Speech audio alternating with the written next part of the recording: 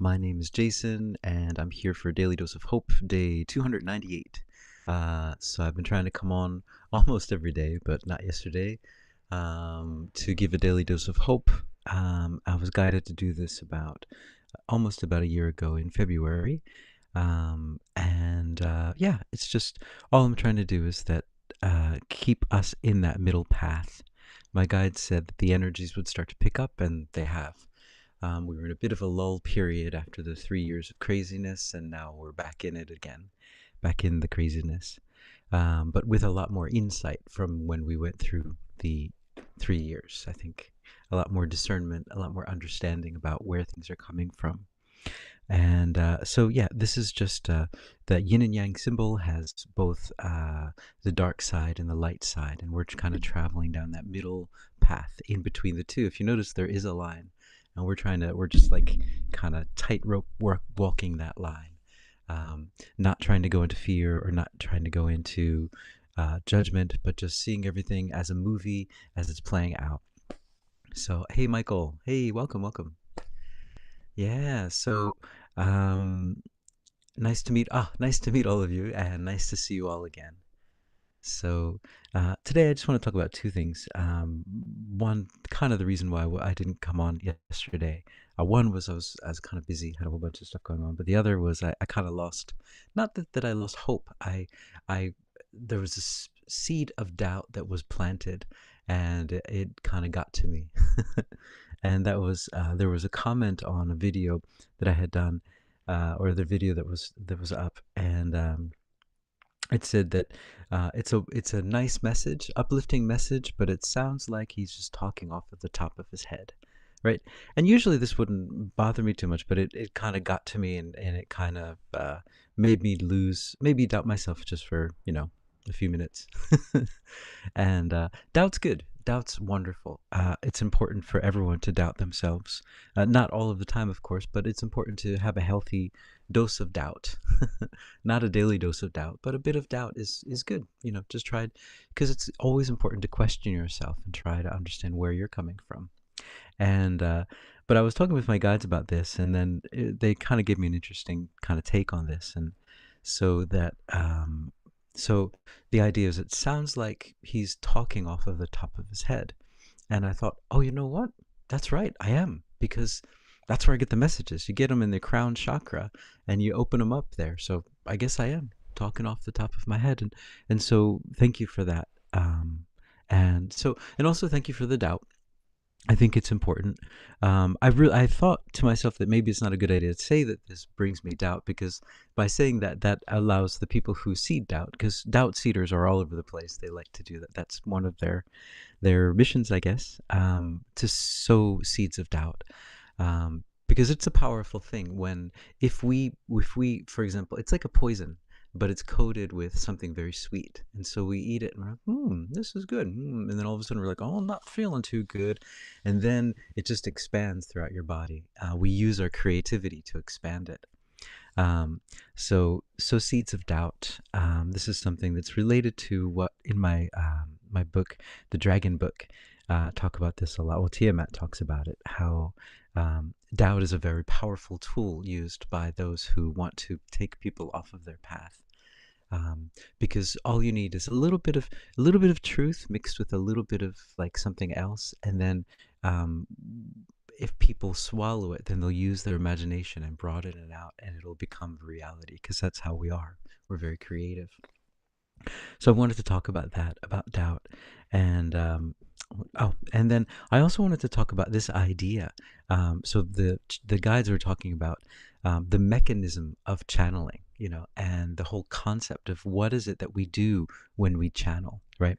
So a lot of people will assume, right, so that you kind of get your consciousness out of the way, and another being could come through. Right. And that is true in a sense, but it's also true that we are every being. We are connected with everything. We are part of the mass consciousness, right? We're connected with the morphogenetic field. We are one. And so when we go into channeling, we are going deep into that oneness, into that mass consciousness. And depending on how deep we go into it, and how or how shallow we go into it, the messages will change. And I thought that was it's a very interesting idea. And then the idea is that imagination, right, is the way that we connect through it. That's how we operate. That's how we connect with all of these things. So another point of this is that they've often talked about us as we are like radios. We assume that in our brains, like we're thinking about these things and we're putting things together, and then eureka, I came up with the solution. And a lot of the times it doesn't work that way. A lot of the times we are picking up ideas out of the morphogenetic field, or if you want to call it, what's the other, library, the Akashic library, whatever. There's all these words for it, right? But we think that it's our original idea, right? But we are all one, we're all connected, and we're just downloading all of this information, right? These inspiration, right? That's what we call it, inspiration. I'm sure you guys have heard of that, right? In spirit, inspirited. Um, so a lot of the times what we're getting is channeling. We're getting guidance, but we are taught to think that it is something else. Oh no, this is just me. It's all me thinking, And I got these ideas, and it's like, and yeah, I mean, it's however you want to think about it is fine, but the idea is that we are radios and we're just picking up all of this information, and that's why, like for example, yeah, different inventions happened at the same time at different places around the world, and there was no connection between those people, right? So yeah, we're just there. It's time for something to come down, and so some people are able to hear it louder than others, maybe. And so that's all that channeling is, the mechanism of channeling. And so if some would like to see it as talking off of the top of the head, they're correct in that sense, yes, because that's where the messages come. They come through your crown chakra. So yeah, so I'm just unpacking packets of information that come down. And yeah, so I kind of realized that. I was like, oh, that's interesting. And it's a good way of looking at it. So doubt is doubt, and what you do is what you do. And so doubt is good to look into things, but to use doubt to stop you from doing what you love is kind of different. And so I just wanted to talk about that, touch on that a bit. Um, and it's funny too, because I'm still a little bit like kind of affected by it, but not too much.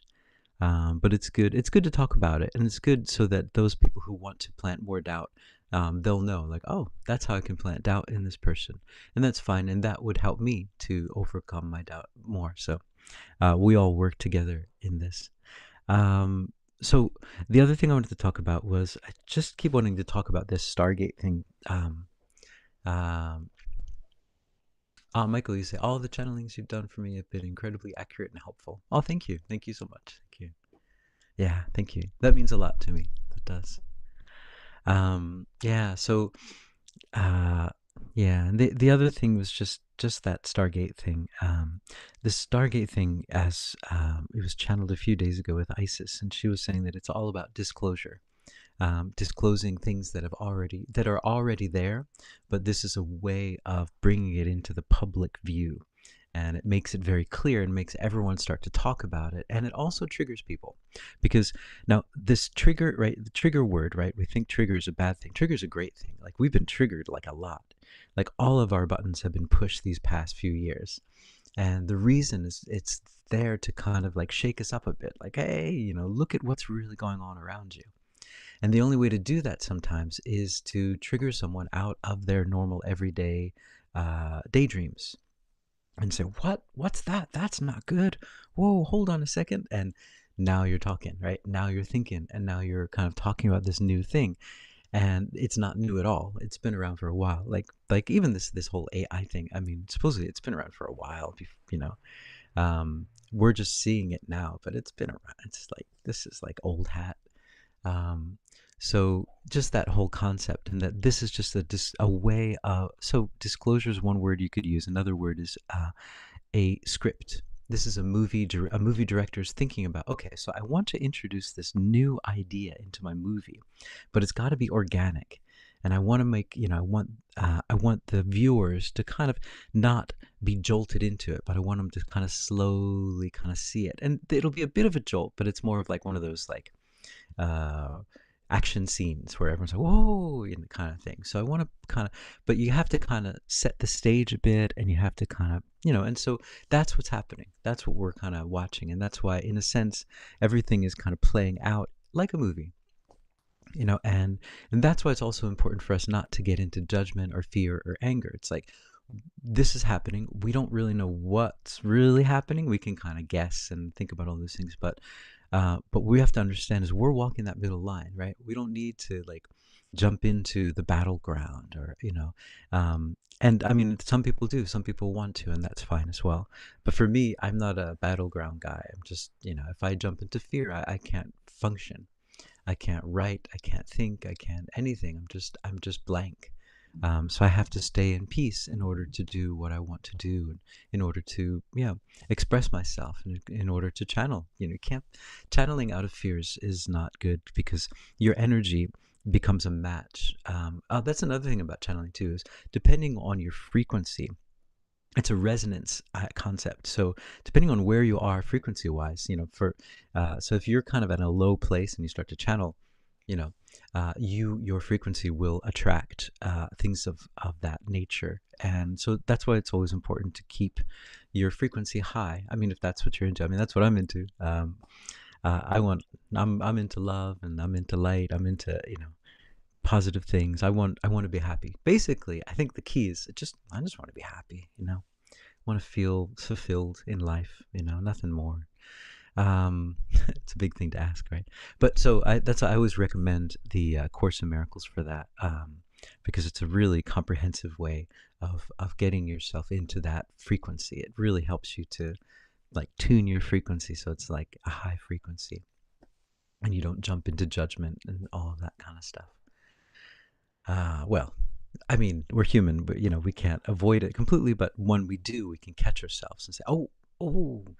And so, and I wanted that brings me to, well, about the Stargate thing. One thing that's happening with that is that as this movie becomes revealed, we start to, it's like a detective movie where we start to say, oh, that character, I thought that character was like working on this side. Oh, that character's, and that's another thing that it does. It triggers the reveal of different characters, and you start to see the players and say, oh, and so it's good for character development if you think about it like a movie. So I'm seeing that a lot too. I'm like, oh, that's interesting. I thought that character was working on that side. No, but oh no, that character is over. Okay, great. But it's fine. It's good. It's wonderful. It's discernment, and that's the whole point. That's what we're here for. We're here to learn. We're here to understand where everyone's standing, and that's fine. Wherever they stand, I'll stand here, you stand there, whatever. It's great. It's all perfect. We're all helping each other to learn in this crazy, crazy time, these crazy worlds. And then just the last thing I wanted to talk about, and was, now I'm kind of losing it, but we're talking about,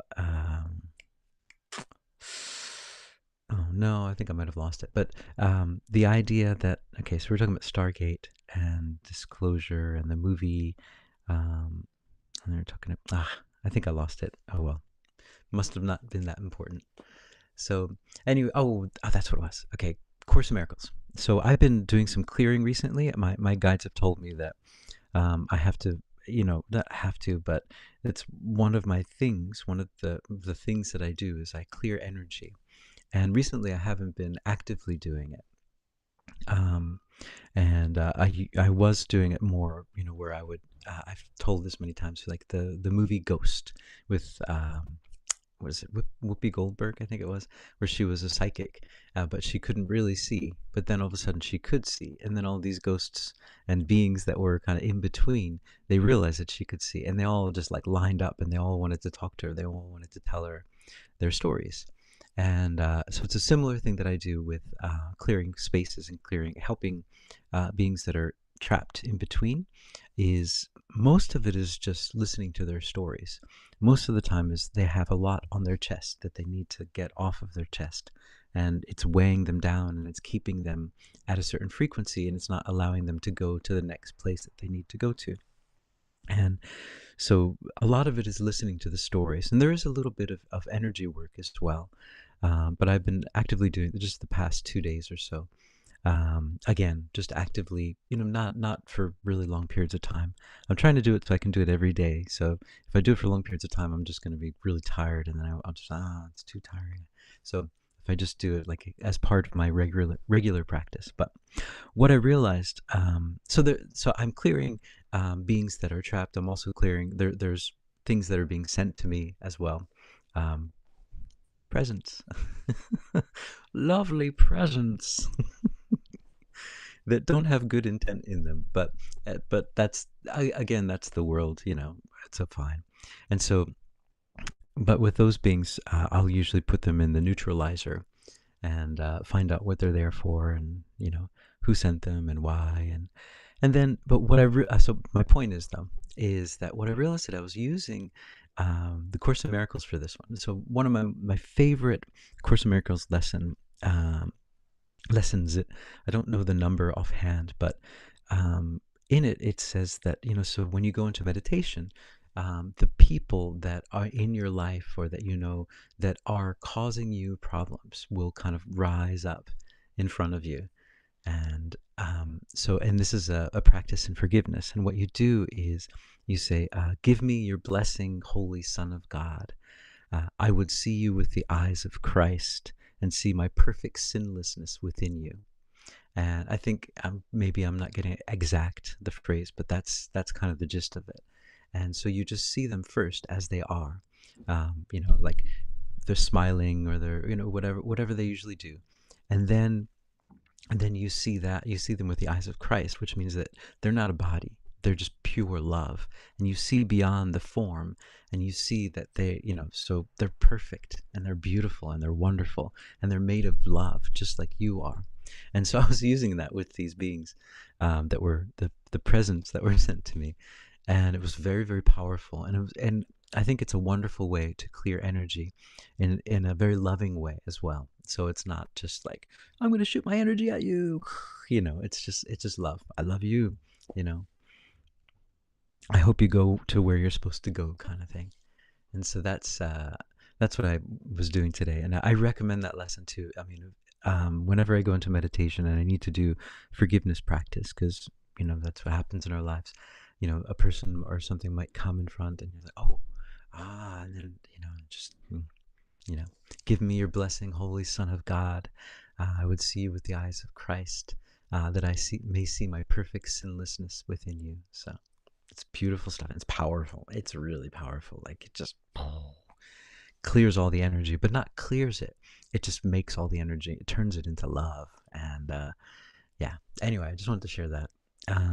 So that's my spiel. Big long talk today. 17 minutes and 55. Yeah. Michael, you say, wow, that's incredible. Yeah, I recommend it. If you ever do, it's the most powerful thing. And just, I use it often. Yeah. So anyway, I recommend that.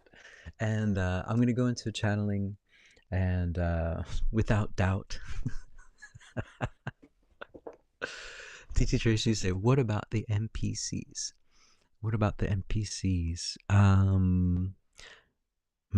Yeah. Well, so Dolores Cannon used to talk about the NPCs, right? And she would say that so NPCs, you guys probably know, but it's a video game terminology. It's a non-playing character. So when you're playing a video game, there are some characters in the game that are just kind of like in the background, moving around. They don't really have a function or part of the game. They're just there, background. The other word was background people. They're just there to make it look realistic. And she was saying that a lot of the people in your life might just be background people. You go into a big crowd of people, and most of these people might just not really be there. They're just kind of placeholders. And so that was her theory. But then I heard another theory about it, that those people were, they are placeholders. They are NPCs for you, but so they're playing that role for you, but they also have their own, like, role that they're playing. So I don't know. So the NPCs, yeah. Um, that's what I had heard, but we could ask about that. Yeah, so what I'm going to do is just ask the guides if they could, speak to all this whole bunch of stuff I was talking about. I'll just let them pick and choose what What do they think is the most important thing to share about all this stuff? All right, there you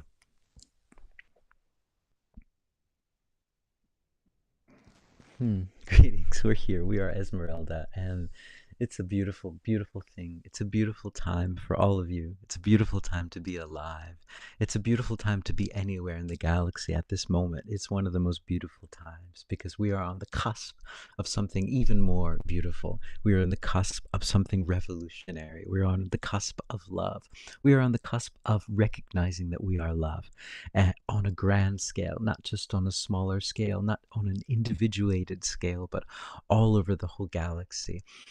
What you are doing here is reflecting throughout the whole galaxy. What you are doing here is reverberating throughout the whole galaxy, throughout the whole universe. So beings all over are feeling these waves of energy that you are all creating. You going through these sped up times, these difficult times, these quickening times, you are experiencing so much, and that is reverberating throughout the universe. And many are learning from this. Many of your star families are downloading all of this information, and just beings that are watching are also downloading this information. It is a beautiful time to be alive. And doubt, as this being brings up, doubt is wonderful. This is something that was sent to him. This was something that was not. He assumes that it might have been there to take him off of his path, but no, no, no. It was sent to keep him on his path. You see, doubt is very important. Doubt is a very important thing, because if one thing can take you off of your path, then you're not really on your path. You have to be sure of your path. You have to understand your path. You have to study your path. You have to know deep down that this is your path, and that is good. And so this being, for him to feel doubt, means he needs to look deeper and deeper and deeper into himself. We have told him many times that he is very much connected, but he still at times will question, and doubt is good. Doubt is good, but you should not let doubt become bigger. Doubt should always be small. Doubt should always be small. Keep it small the way that it should be. Don't let doubt blossom into something larger. Let your discernment blossom into something. So doubt is different from discernment in the sense that discernment is seeing something for what it is. Doubt is something that blows something up into fear. And that is the difference. Either you are jumping into the movie or you are just watching the movie. And which one will you do? Discernment is watching the movie. Doubt is jumping in emotionally. You are using your emotions. Doubt is an emotional construct. And so we would say questioning is very important. Doubt is good. Understanding doubt too. Going deep into the feeling of doubt and not letting it grow larger and larger, but just feeling it is an emotional frequency. The emotional frequency of doubt is a wonderful thing to study and understand so that when you pick it up, you can feel it and you can understand where it's coming from. Doubt is a wonderful way for you to maneuver your way through this world. But the danger, we would say, of doubt is that it can blossom. And so what we would say is that when you feel doubt, move into discernment and try to look beyond what this doubt is and try to see what it is. And we would suggest even what this being was talking about today, using that beautiful phrase in order to look into the doubt and see what it is and understand that doubt is love. And when you see that doubt is love, then you shift and you transform the whole situation into something much more beautiful. You transform it into a learning experience, because that is what it is. And that is what you are all doing down here. You're learning, and you're going through emotions. And doubt helps you to take a step back at times, but don't let it grow into fear. Take doubt at face level and then move into discernment. Okay. All right.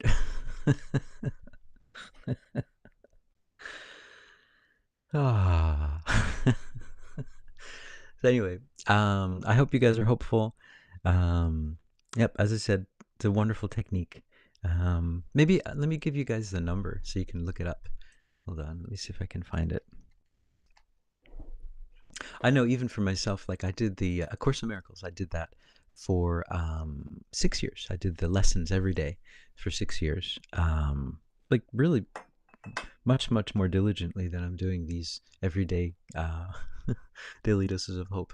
Um, but I actually, even with the Course in Miracles, I went into doubt as well, which is good as well because you learn, you see more things when you go into doubt, um, and it helps you to take a step back. And what I've always found with the Course in Miracles is it really has helped me so much to grow.